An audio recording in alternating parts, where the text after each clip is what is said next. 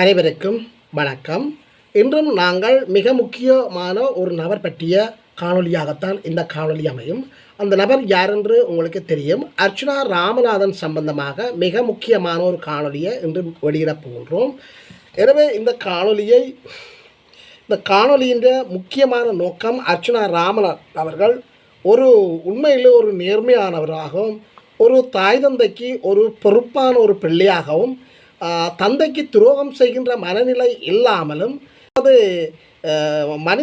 மனிதனுடைய அந்த உண்மையான மனநிலையில் இருந்து கொண்டு அர்ச்சனா ராமநாதன் அவர்கள் செயற்பட்டு கொண்டிருக்கின்றார். தற்போது அர்ச்சனா ராமநாதன் அவர்கள் பிரான்சில் இருக்கின்ற அன்னமாசி என்கின்ற அந்த நகரத்தில் தான் இருக்கின்றார்.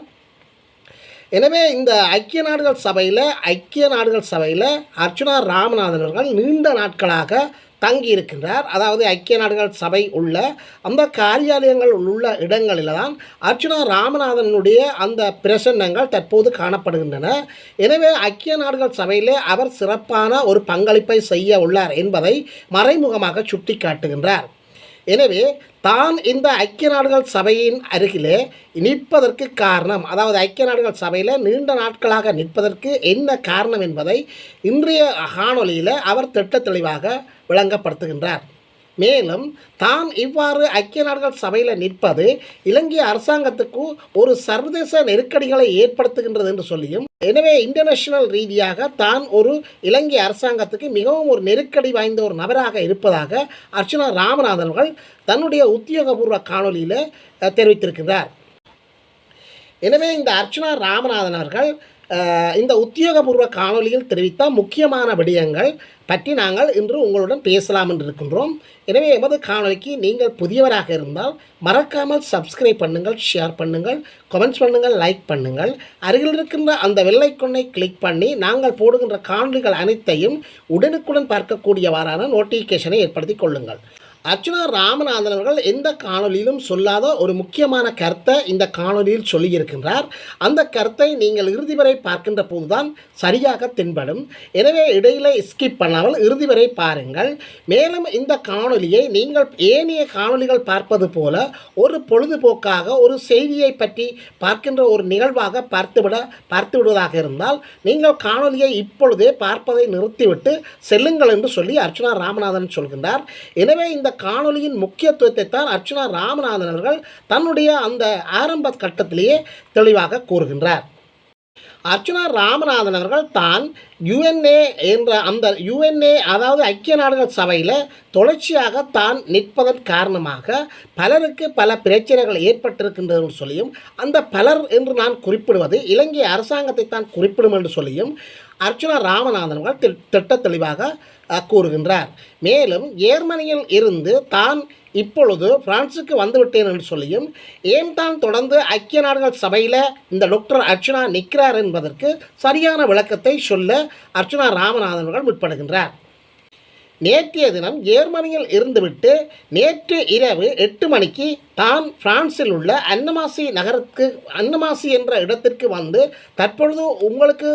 தற்பொழுது ஒரு குறிப்பிட முடியாத ஒரு இடத்தில் தங்கியிருப்பதாக அர்ச்சனா ராமநாதன் அவர்கள் தெரிவிக்கின்றார். மேலும் இன்றைய மறுதினமாகிய நாளைய தினம் முக்கியமான சிலரை சந்திக்கப் போகிறேன் என்று சொல்லியும், அந்த முக்கியமான சிலர் யார் என்றோ அல்லது அந்த முக்கியமான சிலரை எங்கே சந்திக்கப் போகிறேன் என்றோ தான் குறிப்பிட விரும்பவில்லை என்று சொல்லியும், தன்னை பின்தொடர்பவர்கள் பலர் இருக்கின்றார்கள் என்று சொல்லியும், எனவே தன்னுடைய பாதுகாப்பு கருதி தான் அவற்றை வெளியிடவில்லை என்று சொல்லி அர்ச்சனா ராமநாதன் அவர்கள் ஒரு கருத்தை கூறுகின்றார்.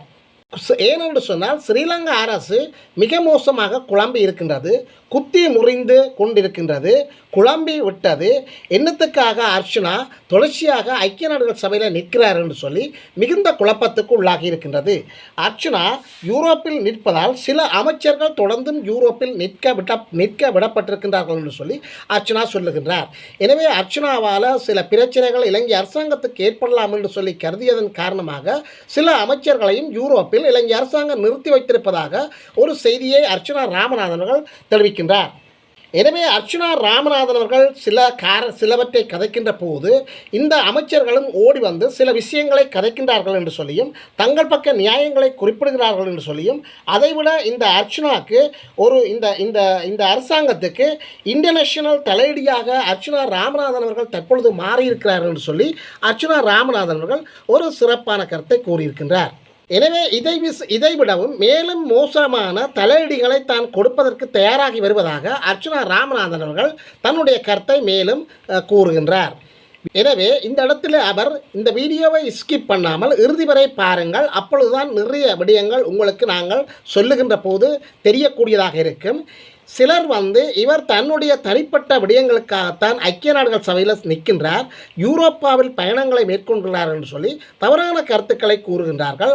ஆனால் நிலைமை அப்படியல்ல. அதாவது தன்னுடைய பர்சனல் விடயங்களை கதைக்கத்தான் போயிருக்கின்றார்கள். இப்படியான தேவையில்லாத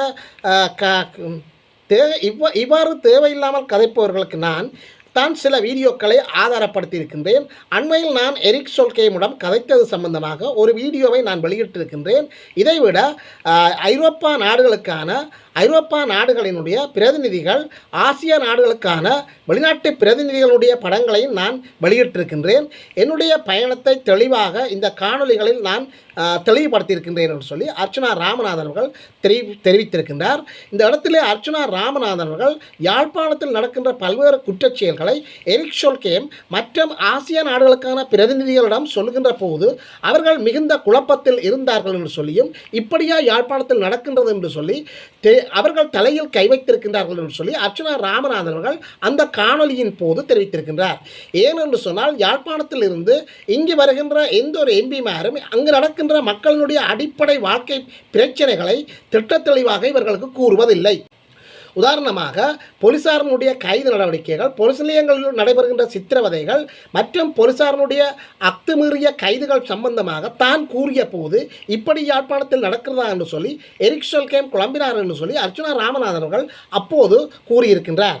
எல்லாவற்றையும் விட மிக முக்கியமான எமது இனம் சார்ந்த முக்கிய பிரச்சனைகள் இருக்கின்றது. முதலாவது பிரச்சனை முள்ளிவாய்க்கால் படுகொலை, இரண்டாவது பிரச்சனை காணாமல் ஆக்கப்பட்டோர் பிரச்சனை.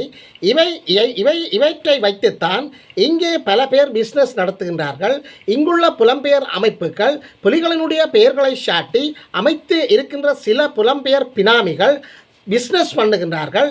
காணாமல் ஆக்கப்பட்டோர்களையும் முள்ளிவாய்க்கால் படுகொலையும் ஒரு பிஸ்னஸாகத்தான் அவர்கள் செய்துகின்றார்கள், ஒரு வியாபாரம் போலதான் அவர்கள் செய்துகின்றார்கள் என்று சொல்லி அர்ச்சுனா ராமநாதன் அவர்கள் தன்னுடைய உண்மைகளை வெளிப்படுத்தி இருக்கின்றார். எனவே இவற்றை நீங்கள் நன்றாக விளங்கிக் கொள்ள வேண்டும். நீங்கள் விளக்கமில்லாமல் இருக்கின்றீர்கள் என்று சொல்லி அர்ச்சுனா ராமநாதன் அவர்கள் தன்னுடைய மனக்கவலையை வெளிப்படுத்துகின்றார். முள்ளிவாய்க்கால் படுகொலை, கடைசியாக நடந்த இன அழிப்பு தொடர்பாக பொஸ்கோ மற்றும் நிஷா உட்பட இங்கே இருக்கின்ற கனபேருக்கு அது ஒரு பிஸ்னஸ், அது ஒரு வியாபார நடவடிக்கை என்று சொல்லியும் அவற்றின் மூலம் பெருந்தொகையான மில்லியன் கணக்கான பணங்களை அவர்கள் கொள்ளையிடுகின்றார்கள் என்று சொல்லி அர்ச்சுனா ராமநாதன் அவர்கள் மறைமுகமாக தன்னுடைய கருத்தை வெளியிடுகின்றார். இதே போலதான் மாவீரர் நினைவு நாட்களிலும் பிழை நடப்பதாக கூறுகின்றார். அது பற்றி எனக்கு சரியாக தெரியாது என்று சொல்லி அர்ச்சுனா ராமநாதன் அவர்கள் தன்னுடைய கருத்தை கூறுகின்றார். இந்த மாவீரர் தினங்களை நடத்துபவர்கள் அதை ஒரு வியாபாரமாக நடத்துகின்றார்கள் என்று சொல்லுகின்ற போது அண்மையில் ஒரு வீடியோ பார்த்திருக்கின்றேன். மாவீரர் தினங்களை வியாபாரமாக நடத்துகின்றார்கள் என்று சொல்லி அந்த வீடியோவில் தெளிவாக கூறப்பட்டிருக்கின்றது என்று சொல்லி ஒரு அர்ச்சுனா ராமநாதன் அவர்கள் ஒரு கருத்தை கூறுகின்றார். எனவே மாவீரர்களையும் காணாமல் ஆக்கப்பட்டவர்களையும் காட்டி உழைச்சவர்கள் லண்டனிலும் அமெரிக்காவிலும் மிகப்பெரிய வீடுகளை கட்டி வாழ்ந்து கொண்டிருக்கின்றார்கள் என்று சொல்லி அர்ச்சுனா ராமநாதன் அவர்கள் புலம்பெயர் வாழ்கின்ற சில கயவர்களினுடைய உண்மை முகத்தை இந்த இடத்துல கிழித்து தோலிர்த்து காட்டுகின்றார். இதை வைத்துக்கொண்டுதான், அதாவது காணாமலாக்கப்பட்டோர்களையும் மற்றும் முள்ளிவாய்க்கால் பிரச்சனைகளை வைத்துக்கொண்டுதான் பொஸ்கோ, நிஷா இதை வைத்துக்கொண்டு அவர்கள் ஒரு தொழிலாக நம்பி வியாபாரமாக செய்து வருகிறார்கள் என்று சொல்லியும் இவர்கள் தான் இந்த குறை சொல்கின்ற போது, இவர்களை பற்றி நான் குறை சொல்கின்ற போது நேரடியாக கதைக்க இவர்களுக்கு அருகதை இல்லை, அதாவது வக்கில்லை. எனவே இந்த நேரடியாக கதைக்க தைரியம் இல்லாதவர்கள் தான் தங்களுடைய வாள்களை எமது கூட்டங்களுக்கு அனுப்பி தேவையற்ற பிரச்சனைகளையும் குழப்பங்களையும் உண்டு பண்ணுகிறார்கள் என்று சொல்லி அர்ச்சுனா ராமநாதன் அவர்கள் ஒரு உண்மையை தெரிவித்திருக்கின்றார். மேலும் இந்த பால்களுக்குத்தான் பால்கள் இருக்கின்றது என்று சொல்லியும் அர்ச்சனா ராமநாதன் அவர்கள் கூறுகின்றார். எனது ஃபேஸ்புக்கில் 1,89,000 பேரில் 300 பேரை நான் பிளாக் பண்ணி இருக்கின்றேன். தேவையற்றவர்கள் எனக்கு தேவையில்லை, பிரச்சனைகளையும் வீண்பம்புகளையும் ஏற்படுத்துவார்கள், நாட்டுக்கு உதவாதவர்கள் என்று சொல்லி அர்ச்சனா ராமநாதன் அவர்கள் ஒரு கருத்தை கூறுகின்றார். இவர்களுக்கெல்லாம் டாக்டர் அர்ச்சனா சிம்ம சொப்பனமாக இருக்கின்றார். எனவே தங்களுடைய தங்களுடைய பிஸ்னஸை குழப்புவதற்காகத்தான் அர்ச்சனா ராமநாதன் அவர்கள் தன்னுடைய பரப்புரைகளை மேற்கொள்கின்றார் என்று சொல்லி அச்சப்பட்டிருக்கின்றார்கள். மேலும் அர்ச்சனா ராமநாதன் அவர்கள் இந்த பொஸ்கோ மற்றும் நிஷா போன்றவர்களுக்கு பெரியோரு தலையீடியாகவும் இருக்கின்றார். இதனால் தான் என்னை பைத்தியம் என்கின்றார்கள். சிலர் சொல்கின்றார்கள், என்ன சொல்கின்றார்கள் என்று சொன்னால், அவருடைய வீடியோக்களை பார்க்கின்றோம், ஆனால் அவர்களுடைய வார்த்தைகள் தான் பிழையாக இருக்கிறது என்று சொல்லி சிலர் கூறுகின்றார்கள். உண்மையில் இப்படி கூறுபவர்கள் தங்களுடைய வார்த்தைகளை சரியாக உச்சரிக்கின்றார்களா? இப்படியாக இருப்பவர்கள் உண்மையில் ஒரு கட்டுக்கோப்புடன் இயங்குகிறார்களா? அல்லது 3 நேரமும் தீட்சை கேட்டு விபூதி அணிந்து வீதியில் உலா வருகின்றார்களா என்று அர்ச்சனா ராமநாதன் அவர்களை பார்த்து கேள்வி ஒன்றை எழுப்பியிருக்கின்றார். உங்களை நாங்கள் குறை கூற முடியாதா? பிழைகள் இருந்தால் எவரையும் நாங்கள் சுட்டி காட்டலாம் என்று அர்ச்சனா ராமநாதன் இந்த இடத்துல சுட்டி காட்டுகின்றார். எனவே மாகாண சபை தேர்தல் வருகின்ற நேரம் நான் கடுமையாகத்தான் செயற்படுவேன். கிட்டத்தட்ட ஒரு ரவடி போன்று இருப்பேன். ஏனென்று சொன்னால், முன்னாள் ஆளுநர் ஒருவர் 50,000 ரூபா பணம் மோசடியாக பெற்றுக்கொண்டு ஒருவருக்கு ரான்சரில் கையொப்பம் வைத்திருக்கின்றார். இப்படி கன பேர் இருக்கின்றார்கள். கன பேர் எனக்கு எவிடன்ஸை தந்திருக்கின்றார்கள். எனவே கொஞ்சம் பொறுங்கள். இந்த முறை மாகாண சபை தேர்தலுக்கு பிறகு எல்லாம் சீராக வரும் என்று சொல்லி அர்ச்சனா ராமநாதன் அவர்கள் ஒரு எச்சரிக்கை விட்டிருக்கின்றார். எனவே எதிர்வரும் மாகாண சபை தேர்தலில் அர்ச்சனா ராமநாதன் அவர்கள் நிச்சயமாக மாகாண முதலமைச்சராக வருவார் என்பதில் எந்தவித ஐயப்பாடும் இல்லை என்பது எல்லோருக்கும் தெளிவாக தென்படுத்தி இருக்கின்றார் என்றொரு விடயத்தை எல்லோருக்கும் தெளிவாக வெளிப்படுத்தி இருக்கின்றார். இப்போது குளறுகின்ற ஆட்கள் குறைந்து விட்டார்கள். எனவே இந்த குளறுகின்ற ஆட்கள் குறைந்தது எனக்கு கவலை அளிக்கின்றது. இவர்களை நாங்கள் குளர பண்ண வேண்டும். எனவே இவர்கள் குளர்னால்தான் எனக்கு சந்தோஷமாக இருக்கும் என்று சொல்லி அர்ச்சனா ராமநாதன் அவர்கள் ஒரு ஜோக்காக தன்னுடைய கருத்தை வெளியிடுகின்றார். எனவே இவர்கள் கோவப்படக்கூடியவாறான ஒரு வீடியோவை நான் போட வேண்டி வரும் என்று சொல்லி அர்ச்சனா ராமநாதன் அவர்கள் தெளிவுபடுத்தி இருக்கின்றார். ஏன் நான் தொடர்ந்தும் ஐக்கிய நாடுகள் சபையில் நிற்கிறேன் என்று சொல்லி நீங்கள் சிலர் நினைக்கலாம். 2009 மே மாதம் 19ஆம் தேதி போராட்டம் மௌனிக்கப்பட்டதன் பின்னர் 2025 அக்டோபர் 30ஆம் தேதி வரை, அதாவது இன்று வரையும் ஒஸ்கோவோ அல்லது நிஷாவோ ஆனந்தி சசிசரனோ அல்லது இங்கே நிற்கின்ற யாருமோ அல்லது ஸ்ரீதரனோ சுமந்திரனோ அல்லது முன்னாள் நீதிபதி அவர்கள் விக்னேஸ்வரனோ யாருமோ வெளியில் வந்து இலங்கையில் 2009ஆம் ஆண்டுக்கு பிறகு தமிழர்களுக்கு நடந்தது இனப்படுகொலை தான் என்று சொல்லி எவரும் தங்களுடைய கருத்துக்களை ஒலிக்கவில்லை. ஐக்கிய நாடுகள் சபையில் ஒலிக்கவில்லை. சர்வதேசம் தொடர்பில் உங்களுடைய குரல்களை ஒலிக்கும் போது இலங்கையில் நடந்த 2009ஆம் ஆண்டு நடந்தது இனப்படுகொலை தான் என்று சொல்லி ஏன் நீங்கள் ஆவணப்படுத்தவில்லை?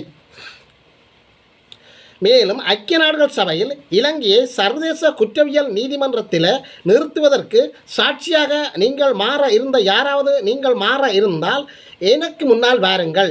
நான் என்னுடைய எம்பி போஸ்ட்டை உங்களுக்கு தருகின்றேன். என்னுடைய எம்பி போஸ்ட்டை கூட நான் இழக்க தயாராக இருக்கின்றேன். யாராவது ஐக்கிய நாடுகள் சபையில் இந்த இலங்கையை சர்வதேச நீதிமன்றத்தில் நிறுத்துவதற்காக சாட்சிகளாக உங்களால் வர முடியுமா? நீங்கள் யாருமே வரமாட்டீர்கள் என்று சொல்லி அர்ச்சனா ராமநாதன் அவர்கள் தன்னுடைய மன ஆதங்கத்தை வெளிப்படுத்துகின்றார். அநேகமாக நீங்கள் உங்களுடைய சுய வாழ்க்கையை பற்றி தான் சிந்திக்கிறீர்கள். ஆளை விடு, ஆள் செத்தாலும் பரவாயில்லை, அம்மா செத்தாலும் பரவாயில்லை, அப்பா செத்தாலும் பரவாயில்லை, தம்பி செத்தாலும் பரவாயில்லை, தங்கை செத்தாலும் பரவாயில்லை, யார் செத்தாலும் பரவாயில்லை, நானும் என்னுடைய பிள்ளைகளும் என்று சொல்லி உங்களுடைய வாழ்க்கை வட்டத்தை சுருக்கி இருக்கின்றீர்கள். நீங்கள் பிறநலம் சார்ந்த எந்த விடயங்களிலும் தலையிடுவதில்லை, சுயநலமாகவே வாழ்கின்றீர்கள் என்று சொல்லி அர்ச்சனா ராமநாதன் அவர்கள் உண்மையிலே ஒரு சரியான தத்துவத்தை இந்த இடத்துல கூறுகின்றார். யூரோப்பில் வாழ்கின்ற எத்தனையோ பேர் எனக்கு கோல் பண்ணியிருக்கின்றார்கள். நீங்கள் அர்ச்சனா, நீங்கள் வாருங்கள், நீங்களும் உங்களுடைய பிள்ளைகளையும் பாருங்கள், நீங்கள் உங்களுடைய எதிர்காலத்தை பற்றி சற்று சிந்தியுங்கள், உங்களுடைய பிள்ளையின் வருங்காலத்தை பற்றி கொஞ்சமேனும் யோசியுங்கள், இங்கே வாருங்கள், நாங்கள் உங்களுக்கு பணம் அனுப்புகின்றோம், இங்கே சுகபோக வாழ்க்கையை வாழலாம் என்று சொல்லி பலர் எங்களை கூப்பிடுகின்றார்கள். ஆனால் நான் அவற்றுக்கு இசைப்படவில்லை, நான் அவற்றை ஏற்றுக்கொள்ளவில்லை. ஏனென்று சொன்னால் என்னுடைய அப்பாவுக்கு நான் துரோகம் செய்யவில்லை என்று சொல்லி அர்ச்சனா ராமநாதன் அவர்கள் சொல்கின்றார். மேலும் யூரோப்பில் வாழ்கின்ற எத்தனை பேர் தங்களுடைய பிள்ளைகளை ஓஎல் படிப்பிக்கின்றார்கள், ஏஎல் படிப்பிக்கின்றார்கள், யூனிவர்சிட்டிக்கு படிப்பித்துவிட்டு அங்கேயே அவர்கள் வேலை தேடுகின்றார்கள். எனவே உங்களுடைய பிள்ளைகள் யாரையாவது யாழ்ப்பாணத்திற்கு அரசியல் செய்ய உங்களால் விட சம்மதிப்பீர்களோ என்று சொல்லி அர்ச்சனா ராமநாதன் அவர்கள் ஒரு சவாலை விட்டிருக்கின்றார்.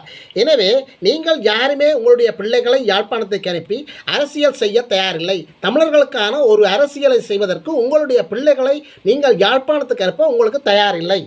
ஏனென்று சொன்னால் நீங்கள் வாழ்கின்ற வட்டம் சிறிய வட்டம், உங்களுடைய சுயநலத்துக்காகத்தான் நீங்கள் வாழ்கின்றீர்கள் என்று சொல்லி அர்ச்சனா ராமநாதன் அவர்கள் தன்னுடைய கருத்தை இந்த உதாரணத்தினூடாக நிரூபித்திருக்கின்றார்.